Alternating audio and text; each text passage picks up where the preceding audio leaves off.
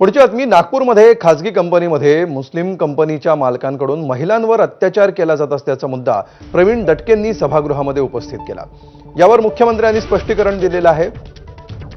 नागपूरच्या घटनेमध्ये मुलींना कुठेही धर्मांतरासाठी दबाव टाकण्यात आला नाही, मात्र भविष्यामध्ये अशा गोष्टी टाळण्यासाठी नुकतंच एक धर्म स्वातंत्र्य विधेयक आपण केलं, जे केंद्राकडे मान्यतेसाठी गेलंय असं फडणवीसांनी म्हटलंय।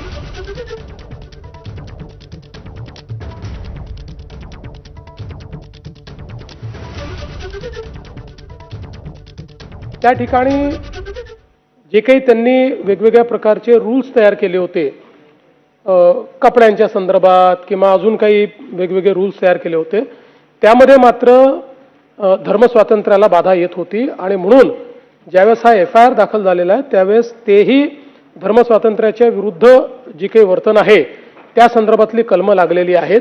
या स्पेसिफिक मुलीच्या बाबतीत तिने जे बयान दिलेलं आहे ते हे दिलेलं आहे। म्हणजे त्या बयानात तिने कुठेही असं म्हटलेलं नाही किंवा तिच्या कुटुंबावर धर्मांतरणाकरता कुठला दबाव होता असं तिने म्हटलेलं नाही। मला तुम्ही शेवटचं म्हटलं की या संदर्भात काही बोलता येत नाही, त्यामुळे मला प्रश्न विचारताना जरा आमच्याही मर्यादा आलेल्या आहेत। परंतु एक आहे की कुठल्याही धर्मामध्ये कुठल्याही याच्यामध्ये जर अशा घटना आढळून आल्या सक्तीच्या, तर या संदर्भात एक कायदा म्हणून आपण आणला पाहिजेत। उत्तर प्रदेश आणि बिहारमधनं अनेक मुस्लिम लहान लहान मुलं नागपुरातल्या अनेक मदरशांमध्ये आणल्या जातात आणि महाराष्ट्र शासनाकडनं निधी उकळला जातो। या बाबतीत पण तक्रारी झाल्यात, मुस्लिम आयोगाकडे झाल्यात, त्या बाबतीत आपण कारवाई करणार आहोत का? आणि अशा बाबतीत जी काही जबरदस्ती करण्यात येते आहे अशा व्यक्तींवर आपण कुठल्या नियमांतर्गत कारवाई करू?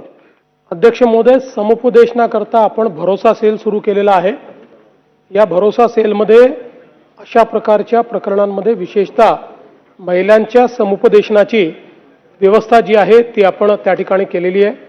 आता मोठ्या प्रमाणात ज्या लोकांनी आलेल्या फंड्सचा उपयोग अशा प्रकारच्या इलिगल ॲक्टिव्हिटीज करता, धर्मांतरणाकरता वगैरे वापरलेला आहे, त्यांचं FCRAचं सर्टिफिकेट हे रद्द करण्यात आलेलं आहे आणि रद्द करून त्यांना आता अशा प्रकारच्या देणग्याच घेता येत नाहीत अशी व्यवस्था या ठिकाणी केलेली आहे। पुढची बातमी अर्जुन खोत